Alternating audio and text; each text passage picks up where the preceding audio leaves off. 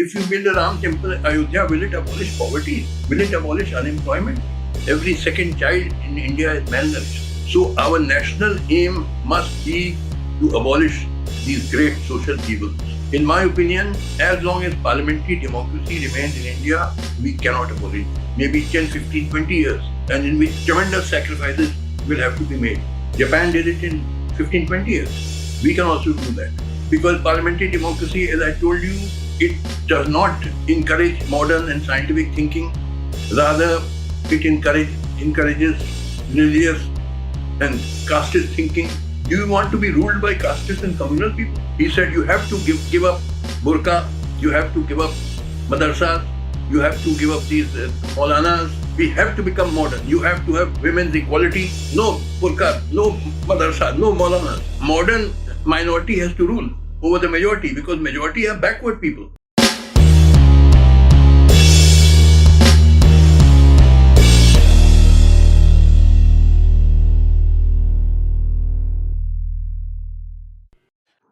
I have several times expressed my view that parliamentary democracy is not suited to India. And I want to give my reasons. First of all, you must understand that the worst thing in life is poverty. And we have massive poverty in India. We have massive unemployment, lack of health care, child malnourishment. Every second child in India is malnourished. That is in Global Hunger Index. You can see it on Google. And lack of proper education, etc. So our national aim must be to abolish these great social evils. Now, how do we abolish it? In my opinion, as long as parliamentary democracy remains in India, we cannot abolish this. Why? Because you see, parliamentary democracy as it is practiced in India runs largely on the basis of caste and communal vote banks. Everybody knows this. 90% people, when they go to vote, they do not see the merit of the candidate, whether he's a good man, bad man, educated, uneducated, criminal, non-criminal. They just see his caste and religion. Not 100%, but 90%. Or the caste and religion which the political party to which he belongs represents. Now, casteism and communalism are feudal forces which have to be destroyed if India is to progress. But parliamentary democracy further entrenches them because it runs on this basis. So how can you progress with parliamentary democracy? So we have to work out some alternative to parliamentary democracy. We have to create another system, political and social system, under which India can rapidly industrialize and modernize. How can that be achieved? How can such a political and social order be created? In my opinion, the only way is by a mighty, historical, united people's struggle led by modern-minded leaders, patriotic leaders, which will take a long time, maybe 10, 15, 20 years, and in which tremendous sacrifices will have to be made. Only then can we create such a political and social order. Now, when will this historical people's struggle begin? How will it be conducted? How much time will it take to achieve success? Who will be these modern-minded, patriotic leaders? All this nobody can predict. We cannot be rigid about historical forms. But it is the only way out. we can't move forward with parliamentary democracy, because parliamentary democracy, as I said, further entrenches feudalism. And our main enemy in India is feudalism. You see, we can easily, in 15, 20 years, become like USA or Europe because we have a huge pool of technical talent, thousands of bright engineers and scientists. In Silicon Valley in California, where I go often, it is full of Indians. It is largely being run by IT engineers from India. Then in American universities, I was invited to many of them. Many of the professors in engineering, in mathematics, in science, in medicine, they are Indians. So we have a huge pool of technical talent and we have huge natural resources. See, India is not a small country like England or Japan. It's almost a continent. So we can easily transform India into an industrial giant, into a highly modernized industrial country. It won't take more than 15, 20 years. Japan did it in 15, 20 years after the major restoration. They transformed a feudal country into a modern country. We can also do that. But for doing that, we have to devise an alternative to parliamentary democracy. Because parliamentary democracy, as I told you, it does not encourage modern and scientific thinking.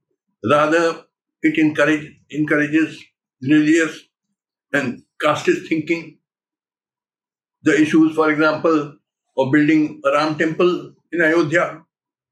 Now, if you build a Ram temple in Ayodhya, will it abolish poverty? Will it abolish unemployment?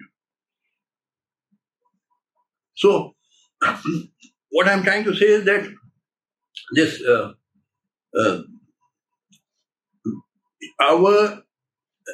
the enlightened section of our society have to use their creativity in finding out some alternative system to parliamentary democracy. And moreover, one thing I want to tell you is that, see, parliamentary democracy runs on majority vote, and majority are casteist and communal. Do you want to be ruled by casteist and communal people? I don't believe in democracy. I believe in modern dictatorship. You have to have a small group of totally dedicated, selfless, patriotic, modern-minded leaders who will ruthlessly industrialize the country. You can't permit too much freedom. Too much freedom is also bad. For example, I may tell you, in Turkey, it was a backward country ruled by a sultan and khalifa who kept the country feudal. And because of that, Turkey was known as the sick man of Europe. And it was kicked around by the Westerners like the Britishers and French. They were in fact planning to partition Turkey just like the British partitioned India. He staged a military coup. He deposed the Sultan and Khalifa at the point of the gun. And he modernized Turkey. He said, you have to give up burqa, you have to give up madrasas, you have to give up these maulanas.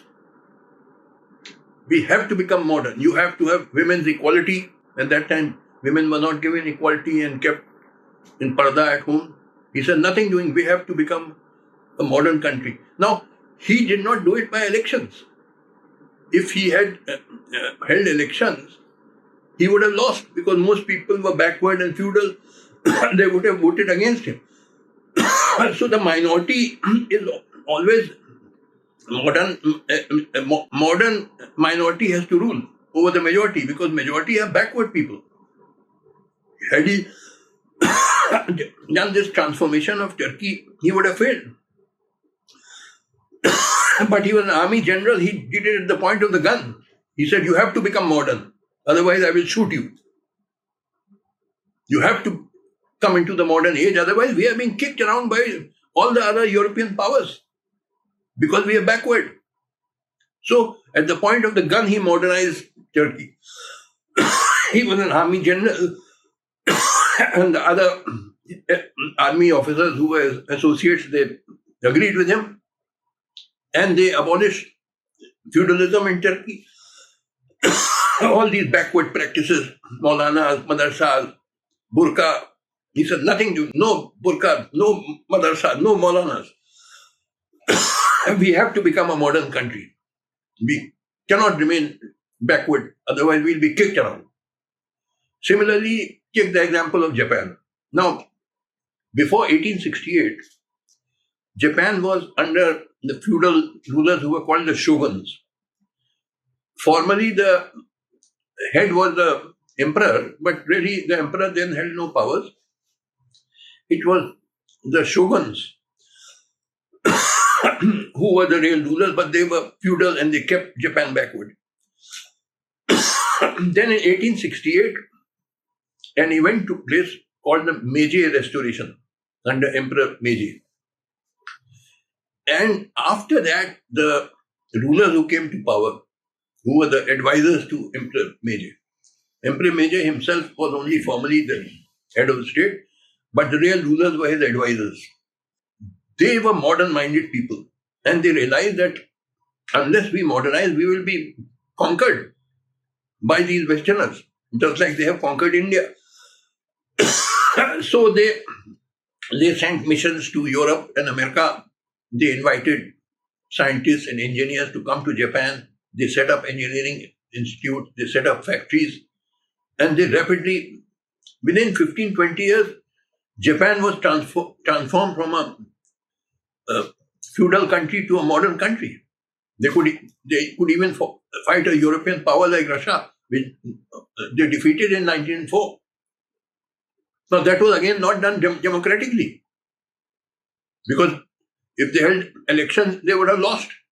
Those rulers, the advisors to Emperor Meiji, they did it by dictatorial methods. So you have to have some kind of dictatorship, but dictators can be of two types. They can be modern-minded, like the Japanese advisors to Emperor Meiji and Mustafa Kemal in Turkey. Or they can also be feudal-minded, like General Zia-ul-Haq of Pakistan, who wanted to take Pakistan backward in history, impose Sharia law and all this nonsense.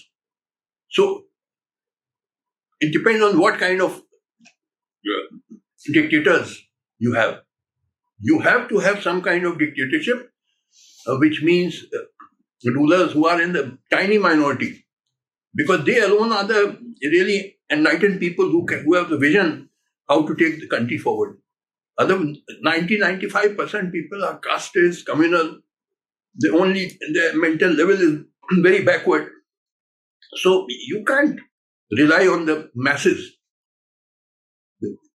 You have to have a small group of people who are determined to modernize and industrialize India and create a political and social order in which everyone enjoys a high standard of living and decent lives.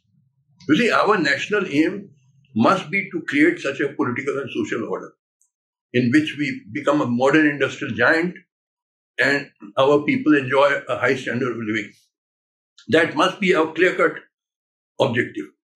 And this is the only way. It can't be done through parliamentary democracy.